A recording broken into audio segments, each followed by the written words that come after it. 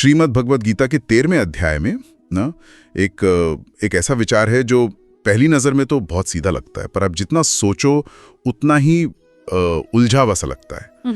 एक तरफ कृष्ण कहते हैं कि हम अपने भाग्य के निर्माता खुद हैं, हमारे कर्म ही हमारा भविष्य तय करते हैं। लेकिन फिर इसी अध्याय में वो कहते हैं कि हमारी आत्मा यानी हमारा असली में शरीर के किसी भी काम, किसी भी पाप पुण्य से बिल्कुल अछूता रहता है। और यहीं पर वो विरोधाभास खड़ा हो जाता है जो किसी को भी सोचने पर मजबूर कर दे। अगर असली मैं यानी आत्मा पर हमारे कर्मों का कोई असर ही नहीं होता तो फिर कर्मों की जिम्मेदारी किसकी है? ये कर्ता होने का एहसास कि मैंने ये काम किया, इसका असली मतलब क्या है? आज की हमारी ये गहरी पड़ताल इसी गुत्थी को सुलझाने की कोशिश करेगी और इसके लिए हम गीता के अध्याय 13 के स्रोतों को खंगालेंगे। चलिए फिर शुरू करते हैं। तो अध्याय की शुरुआत दो बहुत ही खास शब्दों से होती है, क्षेत्र और क्षेत्रज्ञ। पहली बार सुनने में ये बड़े भारी भरकम लगते हैं। इन्हें आसान भाषा में कैसे समझें? स्रोत इसे बहुत ही सरल तरीके से समझाते हैं। क्षेत्र का मतलब है खेत और क्षेत्रज्ञ का मतलब है खेत को जानने वाला, मतलब किसान। भगवान कृष्ण कहते हैं इदम शरीरम कौन्तेय क्षेत्रमित्याभिधीयते, यानी हे अर्जुन, ये जो तुम्हारा शरीर है यही क्षेत्र है। अच्छा, तो हमारा शरीर एक खेत की तरह है। ये तो सुनने में बहुत दिलचस्प लग रहा है। इसका मतलब मैं इस शरीर रूपी जमीन का किसान हूं। ठीक यही मतलब है, लेकिन यहाँ क्षेत्र का दायरा सिर्फ इस हाड़ मांस के शरीर तक सीमित नहीं है। स्रोत बताते हैं कि इसमें हमारी 5 इंद्रियां, आंख, कान, नाक, जीभ, त्वचा, ये सब, हमारा मन, हमारी बुद्धि, हमारा अहंकार, ये सब कुछ शामिल है। मतलब हमारी पूरी की पूरी जो साइकोफिजिकल मशीन है ना, वही वो खेत है। तो इसका मतलब ये हुआ कि हम इस खेत में लगातार कुछ न कुछ बो रहे हैं। बिल्कुल, जैसे किसान गेहूं या बाजरा बोता है, वैसे ही हम अपने मन और शरीर में विचार, भावनाएं, विचार, भावनाएं और कर्म बो रहे हैं, और फसल भी हमें उसी के हिसाब से मिलती है। अगर हम अपने मन में शांति, प्रेम, करुणा के बीज बोते हैं तो हमारे कर्म भी वैसे ही होते हैं और जीवन में सुख की फसल लहलहाती है। लेकिन अगर हम क्रोध, ईर्ष्या, लालच जैसे जहरीले बीज बोते हैं तो जीवन में दुख और क्लेश के कांटे ही उगते हैं। ये एक बहुत शक्तिशाली विचार है, क्योंकि ये पूरी जिम्मेदारी हमारे कंधों पे डाल देता है। हम अपने हालात के लिए किसी और को दोष नहीं दे सकते। बिल्कुल। ये बात मुझे हमेशा सोचने पे मजबूर करती है। जब अर्जुन ने कृष्ण से पूछा था, एतद् वेदितुम इच्छामि ज्ञानम ज्ञेयम च केशव, कि हे केशव, मैं प्रकृति, पुरुष, क्षेत्र, क्षेत्रज्ञ के बारे में जानना चाहता हूँ। तो ये सवाल गीता के पहले अध्याय में धृतराष्ट्र के सवाल जैसा ही लगता है। धर्म क्षेत्र, कुरुक्षेत्र, दोनों ही क्षेत्र यानी मैदान की बात कर रहे हैं। क्या इनमें कोई गहरा कनेक्शन है? और कुरुक्षेत्र कोई बाहरी भौगोलिक जगह नहीं है। ये दोनों मैदान हमारे इसी शरीर रूपी क्षेत्र के अंदर हैं। अच्छा। हाँ, हमारे भीतर हर पल 2 तरह की ताकतें, 2 प्रवृत्तियां लड़ती रहती हैं। एक है दैवी संपदा, सत्य, दया, अहिंसा, ईश्वर में विश्वास। और जब ये दैवी संपदा, ये सकारात्मक ऊर्जा हम पर हावी होती, तब हमारा यही शरीर धर्म क्षेत्र बन जाता है। एक पवित्र स्थान, एक मंदिर जहां आत्मा परमात्मा से जुड़ने की कोशिश करती है। बिल्कुल। और दूसरी ताकत है आसुरी संपदा, काम, क्रोध, लोभ, अहंकार, हिंसा। जब ये नकारात्मक ऊर्जा हम पर हावी हो जाती है तो यही शरीर कुरुक्षेत्र बन जाता है, एक युद्ध का मैदान जहां हमारी भावनाएं और विचार आपस में लड़ कर हमें तबाह करते रहते हैं। इसे किसी रोजमर्रा के उदाहरण से समझ सकते हैं क्या? ये थोड़ा अमूर्त लग रहा है। बिल्कुल। मान लीजिए आप ट्रैफिक में फंसे हैं, लेट हो रहे हैं। रोज की बात है। तो आपके अंदर से एक आवाज आती है, हॉर्न बजाओ, गालियां दो, किसी तरह आगे निकलो। ये आपके भीतर का कुरुक्षेत्र जाग गया है, आसुरी प्रवृत्तियां हावी हो रही हैं। लेकिन उसी पल आपके पास एक और विकल्प भी है। आप गहरी सांस लें, संगीत सुने और इस स्थिति को शांति से स्वीकार कर लें। जिस पल आप ये करते हैं, आप उसी कार में, उसी शरीर में अपने कुरुक्षेत्र को धर्म क्षेत्र में बदल देते हैं। चुनाव हर पल हमारे हाथ में है। वाह, धर्म क्षेत्र और कुरुक्षेत्र के बीच का एक लगातार युद्ध है। लेकिन यहां मेरे मन में एक और गहरा सवाल उठता है।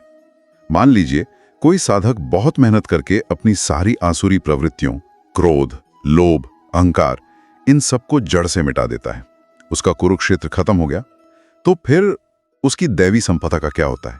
मतलब अच्छाई का क्या होता है? उसका युद्ध तो अब खत्म हो चुका है। ये एक बहुत ही गहरा सवाल है और इसका जवाब गीता के सबसे गूढ़ रहस्यों में से एक है। जब आसुरी संपदा पूरी तरह भस्म हो जाती है तो देवी संपदा का उद्देश्य भी पूरा हो जाता है। असल में अच्छाई का अस्तित्व बुराई के संदर्भ में ही होता है। जब बुराई नहीं रही तो अच्छाई को भी किसी से लड़ना नहीं है, तब वो देवी संपदा भी धीरे धीरे शांत होकर अपने स्रोत यानी परमात्मा में विलीन हो जाती है। अरे ये तो अध्याय 11 में जो अर्जुन ने विराट रूप देखा था वैसा ही है ना? मुझे याद है स्रोत बताते हैं कि अर्जुन ने देखा था कि सिर्फ कौरव ही नहीं बल्कि पांडव पक्ष के बड़े बड़े योद्धा भी, वो भी भगवान कृष्ण के विराट मुंह में समाते जा रहे हैं। बिल्कुल सही पकड़ा आपने। ये देखकर तो वो चौंक गया था कि अच्छे लोग भी उसमें क्यों जा रहे हैं। हाँ, वो दृश्य इसी परम सत्य का प्रतीक है। अंत में सारे द्वंद्व, धर्म अधर्म, अच्छा बुरा, जीत हार, पांडव कौरव सब समाप्त हो जाते हैं। केवल एक परम सत्य, एक ही चेतना शेष रहती है। यही आत्मा का परमात्मा में पूर्ण विलय है। ये द्वंद्व से परे परम मिलन की अवस्था है। तो फिर इस परम सत्य को जानने वाला ज्ञान क्या है?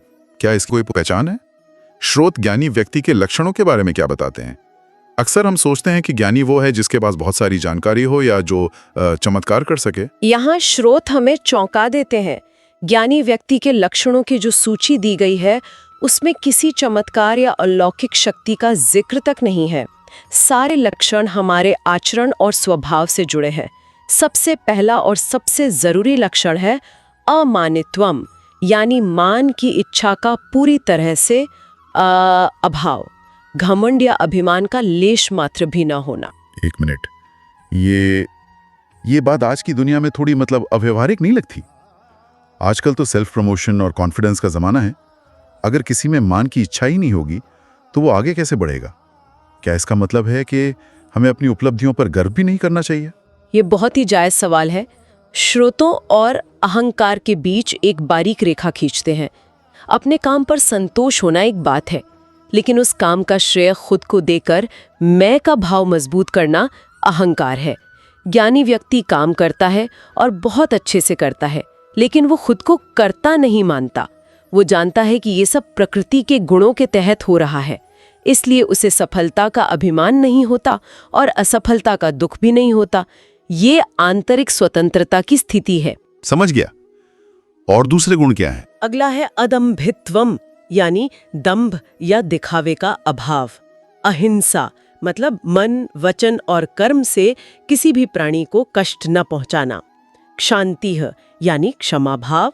आर्जवम यानी मन और वाणी में सरलता, कोई छल कपट नहीं। आचार्योपासनम यानी गुरु की सेवा। और एक बहुत महत्वपूर्ण गुण है इंद्रियार्थेषु वैराग्यम। इसका मतलब? यानी इंद्रियों के भोगों में आसक्ति न होना। यहाँ अनासक्ति या वैराग्य का मतलब क्या ये है कि ज्ञानी व्यक्ति जीवन के सुखों का आनंद नहीं लेता? क्या उसे परिवार दोस्तों से प्यार नहीं होता? अक्सर लोग वैराग्य का मतलब सब कुछ छोड़कर भाग जाना समझ लेते हैं। नहीं, बिल्कुल नहीं। ये एक बहुत बड़ी गलतफहमी है। स्रोत के अनुसार अनासक्ति का मतलब उदासीनता या दिल का पत्थर हो जाना नहीं है। इसका मतलब है कि आपकी आंतरिक शांति और खुशी बाहरी चीजों पर निर्भर नहीं है। आप अपने परिवार से गहरा प्रेम कर सकते हैं, लेकिन आपका अस्तित्व उन पर टिका नहीं है। आप जीवन के सुखों का आनंद ले सकते हैं, लेकिन उनके छिन जाने का डर आपको हर पल सताता नहीं है। ये एक तरह का इमोशनल इंश्योरेंस है। आप प्रेम में होते हैं, बंधन में नहीं। ये तो बहुत ही गहरा फर्क है। इसका मतलब ज्ञान हमें जीवन से दूर नहीं बल्कि जीवन को सही ढंग से जीना सिखाता है। इस सूची में और क्या खास है? मन और इंद्रियों पर नियंत्रण रखना। सुख दुख जैसी विपरीत परिस्थितियों में मन को शांत और स्थिर रखना। और सबसे आखिर में पूर्ण समर्पण के साथ परमेश्वर में एकनिष्ठ भक्ति। जब कोई इन गुणों को सिर्फ पढ़ता नहीं बल्कि अपने जीवन में उतारता है, तब उसका ज्ञान सच्चा ज्ञान कहलाता है। ये एक आंतरिक रूपांतरण है, बाहरी दिखावा नहीं। ठीक है, तो ये ज्ञान की बात हुई। अब हम उस मूल विरोधाभास पर वापस आते हैं जिससे हमने शुरुआत की थी, प्रकृति, पुरुष और आत्मा का स्वरूप। स्रोत कहते हैं कि प्रकृति और पुरुष यानी आत्मा दोनों का कोई आरंभ नहीं है, वे सनातन हैं। हाँ, और ये भी स्पष्ट किया गया है कि हमारे अंदर जो भी भावनाएं हैं, प्रेम, घृणा, सुख, दुख, और जो तीनों गुण हैं, सत्व, रज, तम, ये सब प्रकृति की देन है। हमारा शरीर और मन प्रकृति का हिस्सा है। आत्मा यानी पुरुष इस प्रकृति के बनाए शरीर में रहता है और इसके गुणों का भोग करता है, यानी अनुभव करता है। लेकिन फिर वही हैरान करने वाली बात आती है कि आत्मा इस शरीर में रहते हुए भी इसके कर्मों और विकारों से दूषित नहीं होती। वो हमेशा शुद्ध और पवित्र रहती है। ये कैसे हो सकता है? अगर मैं कोई गलत काम कर रहा हूं तो उसका असर मुझ पर क्यों नहीं पड़ेगा? इसे समझाने के लिए स्त्रोत में दो बहुत ही शानदार उदाहरण दिए गए हैं। पहला उदाहरण आकाश का है। आकाश हर जगह है, कमरे के अंदर भी, बाहर भी। कमरे में अच्छा, बुरा, साफ, गंदा कुछ भी हो, क्या आकाश पर उसका कोई असर पड़ता है? नहीं, बिल्कुल नहीं। नहीं, आकाश हमेशा निर्लिप्त, बेदाग रहता है। ठीक वैसे ही आत्मा इस शरीर में रहते हुए भी इसके विकारों से निर्लिप्त रहती है। और दूसरा उदाहरण सूर्य का है। एक ही सूर्य पूरी दुनिया को अपनी रोशनी देता है। वो रोशनी अच्छी जगह पर भी पड़ती है और गंदी जगह पे भी। लेकिन क्या उस जगह की गंदगी या अच्छाई का सूर्य पर कोई असर होता है? नहीं, सूर्य तो बस प्रकाश देता है। सही, वो हमेशा प्रकाशमान और शुद्ध रहता है। ठीक उसी तरह एक ही आत्मा पूरे शरीर को चेतना की शक्ति देती है। हमारी आंखें देखती हैं, कान सुनते हैं, मन सोचता है, ये सब उसी आत्मा की चेतना शक्ति के कारण संभव है। लेकिन इन अंगों के कर्मों का आत्मा पर कोई दाग नहीं लगता। ये उदाहरण बहुत शक्तिशाली हैं, पर मुझे यहाँ एक और बात खटक रही है। अगर आत्मा सिर्फ एक दर्शक या गवाह है, जैसे कोई वेबकैम जो कमरे में हो रही हर चीज को रिकॉर्ड तो कर रहा है पर खुद प्रभावित नहीं हो रहा, तो ये थोड़ा निष्क्रिय, मतलब पैसिव नहीं लगता? क्या इसका मतलब है कि हमें बस बैठकर देखते रहना चाहिए? फिर कर्म करने की प्रेरणा कहाँ से आएगी? ये एक शानदार सवाल है। आत्मा की भूमिका निष्क्रिय नहीं बल्कि साक्षी की है। साक्षी होना और निष्क्रिय होना दो अलग बातें हैं। साक्षी होने का मतलब है जागरूकता। आत्मा की मौजूदगी ही प्रकृति को काम करने की ऊर्जा देती है। जैसे राजा की मौजूदगी में उसका प्रशासन काम करता है। आत्मा सीधे तौर पर कर्म नहीं करती, लेकिन उसकी चेतना के बिना कोई कर्म हो ही नहीं सकता। ये ऐसा है जैसे बिजली खुद पंखा नहीं घुमाती, लेकिन बिना बिजली के पंखा घूम भी नहीं सकता। कर्म करने का चुनाव मन और बुद्धि के स्तर पर होता है, जो प्रकृति का हिस्सा है। आत्मा उस चुनाव की साक्षी होती है। अच्छा, तो ये रहस्य बाहरी आंखों से नहीं बल्कि ज्ञान चक्षु यानी अंतर्दृष्टि से ही समझ में आता है। जब कोई व्यक्ति शरीर और आत्मा के इस फर्क को गहराई से समझ लेता है तो क्या होता है? तब वो मुक्त हो जाता है। वो समझ जाता है कि मैं ये शरीर नहीं हूँ, मैं ये मन नहीं हूँ, मैं वो शुद्ध सनातन साक्षी आत्मा हूँ। इस ज्ञान के आते ही वो प्रकृति के गुणों और कर्मों के बंधन से ऊपर उठ जाता है। उसके लिए जन्म और मृत्यु का चक्र समाप्त हो जाता है। वो परम लक्ष्य को प्राप्त कर लेता है। तो इस पूरी चर्चा को अगर समेटना हो तो सार यह है कि हमारा शरीर एक खेत है और हम इसके किसान हैं। हमारे जीवन में जो भी सुख दुख की फसल कट रही है वो हमारे ही बोए हुए कर्मों का नतीजा है। बिल्कुल।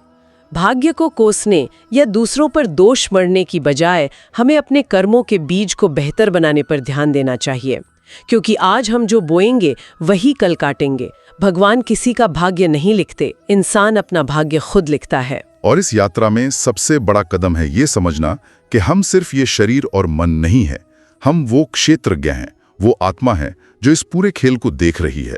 हाँ, इस अंतर को समझना ही मुक्ति का पहला द्वार है। और इसी विचार के साथ हम आज की इस गहरी पड़ताल को यहीं समाप्त करते हैं। लेकिन श्रोताओं के लिए एक सवाल छोड़ जाते हैं जिस पर वो खुद मनन कर सकते हैं।